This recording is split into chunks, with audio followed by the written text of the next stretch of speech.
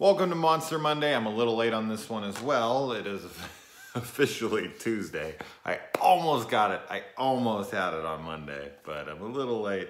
Oh well. Next week I'm going to be on top of my game here. Now this is a film I've been wanting to rewatch since the movie theater. I have not seen this since opening night. I wasn't crazy about this movie the first time I watched it, and it got such loving praise, and a lot of people I respect their opinions and whatnot told me that this was excellent, blah, blah, blah. So it had been on my rewatch list for a long, long time, and I recently watched the video on it, and I was like, all right, like, let's give it another chance. Bagul is in this. He's definitely a monster. So let's talk about Sinister. So yeah, we got Ethan Hawke here, which I guess he had to be talked into doing the movie because he's not a big fan of horror flicks. Lame. But he's done a couple now with like The Purge and whatnot.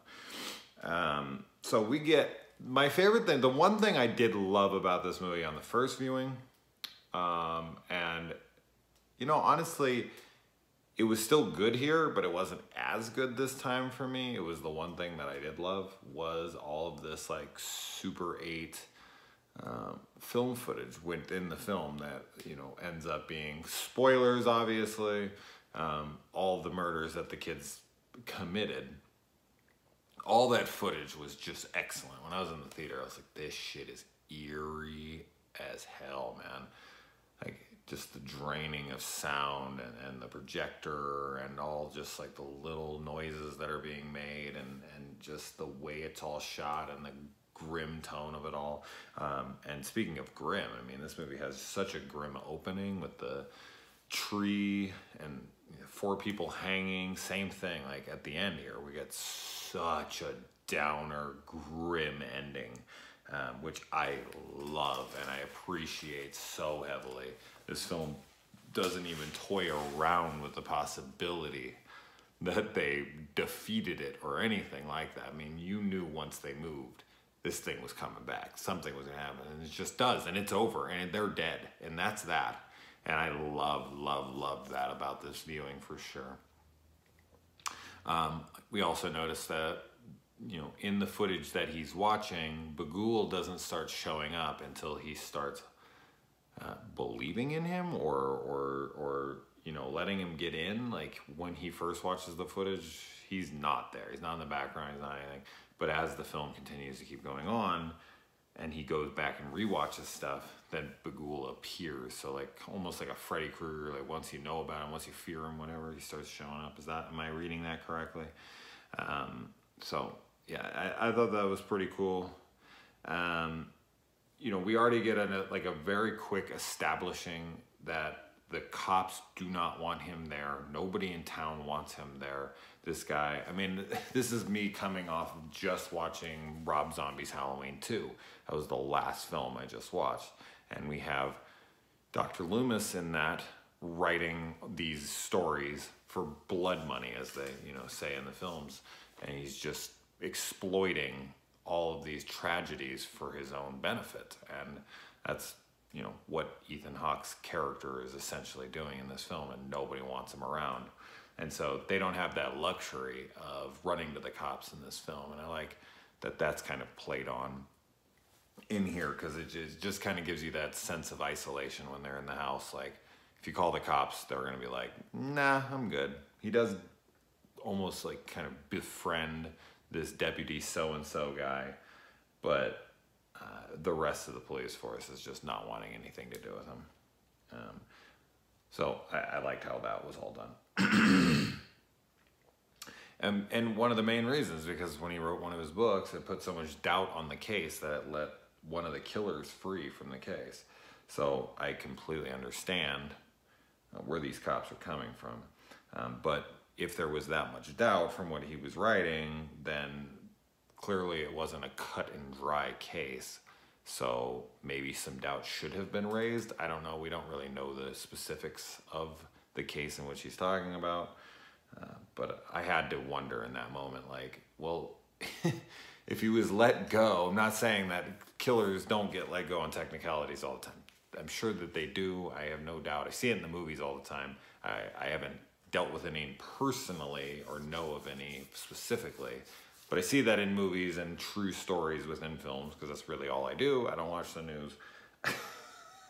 That there are killers that are set free, that are clearly killers. But we don't know the specifics of that case. But clearly this cop has his convictions and believes that the killer is the killer. So I do get where he's coming from.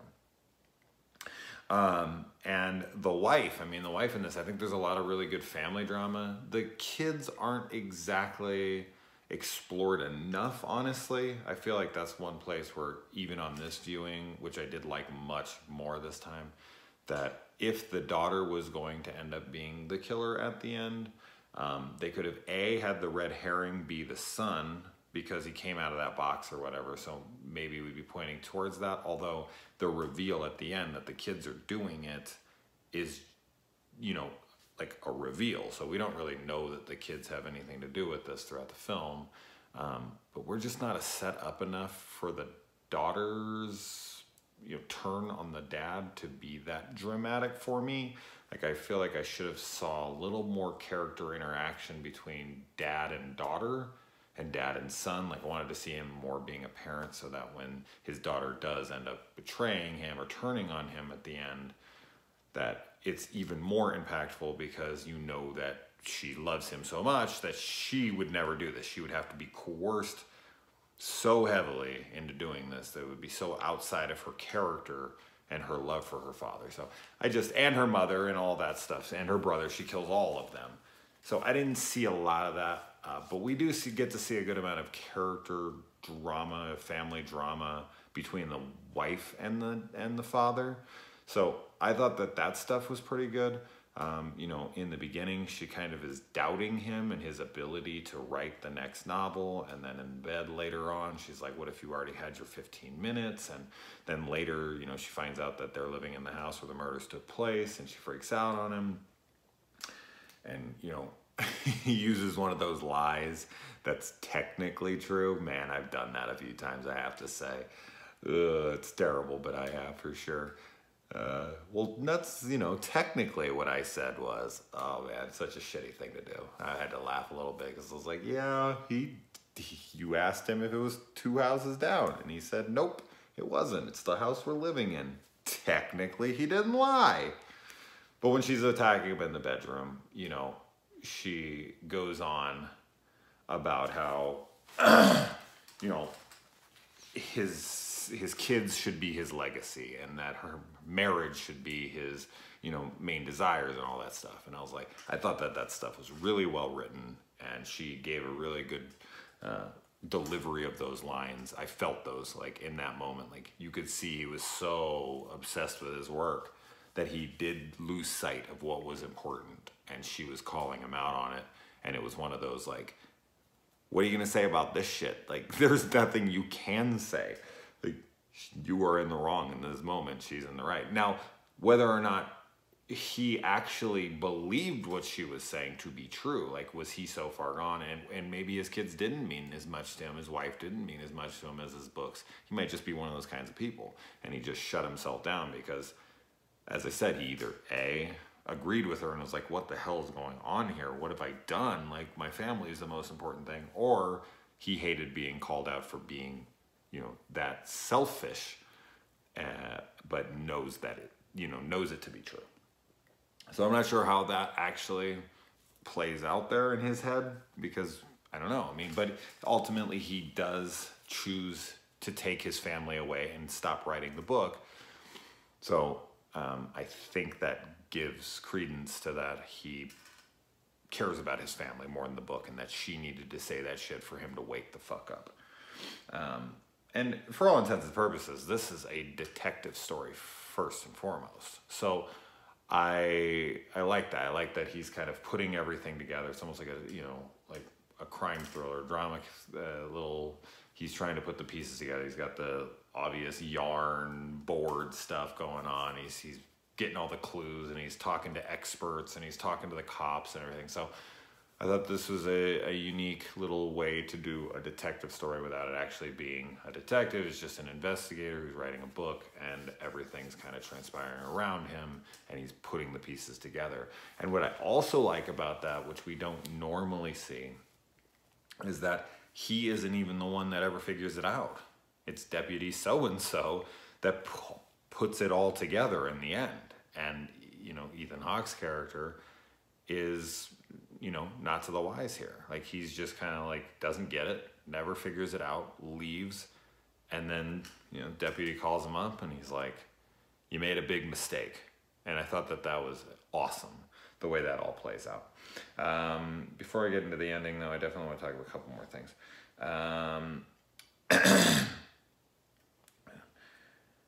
The scene where I think this also goes to the point where I was talking about how he's just kind of coming to the realization that he's let the fame get to his head, is when he's watching his interviews on the TV and he's just so disgusted with his answers. Like, I would much rather, you know, justice prevail and me never get any success. And the look on his face is telling us, I feel like, outright that that's a lie.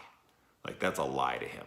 Like, he straight up lied, because all he cared about in that moment was the infamy from these books. So, yeah, I do. I think this is just kind of him coming to, like, out of this freaking narcissistic coma where it's all about him and what he wants.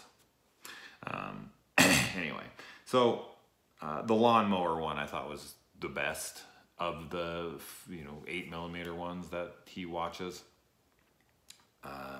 This is a pretty tame film. There's not really any gore to it at all. I feel like this could almost get away with being rated PG-13. I think the only thing that really bumps this up to an R is that it's too scary for a PG-13 audience. It says right here, like, rated R for disturbing, violent images and some terror. Like, I don't remember there being a ton of graphic violence in order to warrant an R. Like, gore. Like, I can't really think of any. I think it's just straight up disturbing imagery, like people being hung and stuff. Like, this got it an R rating, which is fairly rare for my knowledge on it. Because I've seen some pretty gnarly shit in something like Insidious. Like, in the Insidious franchise, I feel like I've seen a majority of this imagery within it. People being hung or monsters and whatever. So whoever watched this was definitely taken aback. I don't remember a lot of cussing in it either, because I don't even see language on here. No, I don't see language on here. So I don't even remember anyone cursing. So I'm surprised this got an R, to be honest, because I feel like this should have got a PG-13. Which isn't a bad thing, because it's a pretty damn good movie. I like the effect of the kids running in slow motion behind him. I saw how they did that. Like, they took it in one frame and then had him walk through and the camera followed him. I think it's like a slave camera like they used in The Hobbit. I probably am to a lesser degree, though. Those ones are much more expensive, I'm sure. And yeah, like, I'm kind of going back to what her mental state on all of this, of like living in a town where she can't even go to the grocery store without being hated, or she can't even, like, make friends, and every kid at school, and then the kids are getting into his stuff and having night terrors and whatnot from the shit that they're finding in the house, because he's living in the house with these kids. Like, they're bound to see something that they're not supposed to be seeing. So he's literally, like, making them all live in hell so that he can live his dream and write the novel that his magnum opus, whatever he thinks he's about to write, because he thinks this is going to be like the best thing ever. He tells his daughter, I don't know if he's just trying to be cute there, but he outright tells his daughter, like, this is going to be the best book anyone's ever read, like, or the best book ever written, or whatever he says. So he might be a little delusional there, but some parts of him believe it for sure. And I like that he finally makes that decision. Like, I'm done. Like, he goes up in the attic, he sees this shit, he has had it, it is over. He goes and he burns all the shit out in the thing. He tells his wife, let's get going. The cop stops him, and you think, like, oh great, here the cop's gonna stop him, he's gonna let him go back to the house, and the cop finds out, like, he's leaving town, and he just tears it up, like, you're leaving? Awesome. stand to the speed limit till you get out of my town. You can fucking do whatever you want. You're somebody else's problem. I thought that was great because I definitely thought the first time, I'm sure, I knew he went to the next house, but I'm sure the first time I watched this, I was like, oh, here we go. He's going to be like, you can't leave the state because you're wanted for something, or you're in question for the girl's disappearance or some shit, or he was going to get into a fight with the cop and the cop was going to put him in jail and I was going to make the, whatever. I was just like, all right, here we go. But they do move, and their moving is the ultimate demise. And I think that's what's so great about this twist, is that we're usually, as horror fans or the audience in general, we're yelling at the screen like, you dumb fuck, get out of the house, like move, leave. That's always what we're yelling. Like, why wouldn't they just pack their bags and leave? Why wouldn't they just grab everything and vamoose? But the twist is that he's trying to scare them out of the house so that it can move it to another location, because that's where the murders always take place. That every resident that ever's lived in the house that was killed by this entity, demon, whatever, lived in the previous tenant's house that was killed, and they just kind of,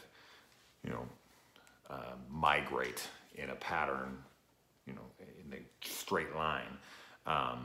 So I thought that was such a fantastic twist on all of this. And the fact that all the kids were the ones doing it, the missing kids. Like, he was the child eater, but he takes them into the celluloid with him, and they become part of his little brood. And they still fear him, even though, I mean, that would have to, convey to us a little bit, or suggest that they have to still be alive to some capacity, or they have the ability to die or die again or move on to something else, because they fear him even in this possible afterlife, because they're living within the film itself. So I don't know if their souls are trapped because he's a soul eater. So yeah, they still fear him, and he takes these kids in after they've committed these heinous crimes. But that's before he seduces them into doing something horrible to the parents that they love.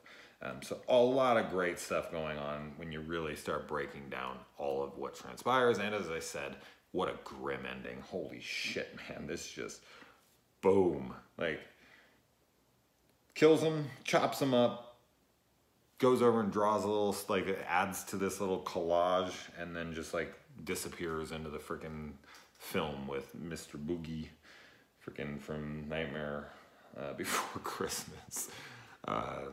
Bagul. And oh, I love the line that she says to her dad, like, don't worry, daddy, I'll make you famous again. That was awesome. That was such an ironic twist of fate. Like, you fucked up my life for all this fame, and this is all you really cared about. Like, don't worry, dad, I got you. Like, I thought that was an excellent ending line for him and his daughter. And yeah, I think that's it. I don't know if I missed anything, but yeah, I had, one other thing I saw in a little, trivia type thing or whatever, that all of Ethan Hawke's reactions to the films that he's watching are authentic. Like, he never saw any of that stuff, and they made him watch it, and they just filmed him watching it for the first time. I thought that was really cool and a very unique way to do that, to get the legitimate reactions from what he was watching right then and there. I would have been curious to see what my reactions were when I was watching, because I thought that was the coolest shit in the movie when I saw it the first time. And having a camera on my face recording that stuff would have been cool. Anyways, all right, so yeah, that's all I got to say about Sinister. I saw the second one in theaters as well, and I remember that one being pretty terrible. I remember Deputy so-and-so comes back, and like Shannon Sossaman or whatever is like this super awkward woman. She has this ex-husband who wants the kids back, and he's like keeps pushing and is very violent and controlling and whatever. And I just remember, like, there was like a love interest between the deputy and her, and it's like the most awkward characters ever interacting with one another, like so much to the point where I was like, feeling awkward watching it in the theater. So it'd be interesting to go back and rewatch it. I might do that. Maybe I'll do it for like the next Monster Monday or something. But I'm sure I will cover it since I've covered this one now. But I have seen it, and I don't remember liking that one like at all. So if I'm missing out on the second one and you'd like to see a review on it and you're a big fan of it, let me know. Other than that, all right guys, good night.